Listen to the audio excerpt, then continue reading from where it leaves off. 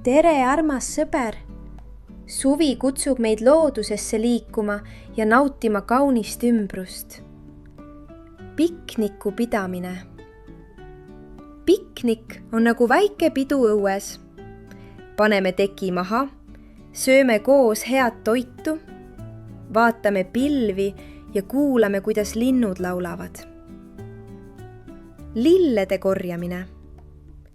Suvel õitseb palju lilli. Nende korjamine on lõbus. Lilledel on erinev värv, kuju ja lõhn.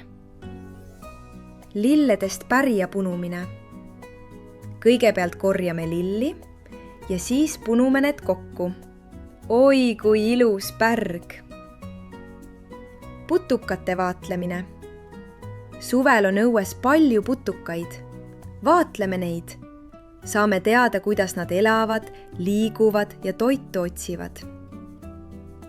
Ujumine. Kuumal suvepäeval on mõnus vees sulistada.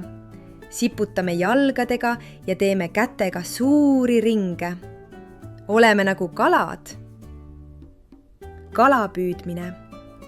Viskame õnge vette ja ootame kannatlikult, kas mõni kala tuleb uudistama. Päikeseloojangu vaatlemine. Vaata, päike läheb nüüd puhkama. Kui ilus on taevas. Looduses matkamine.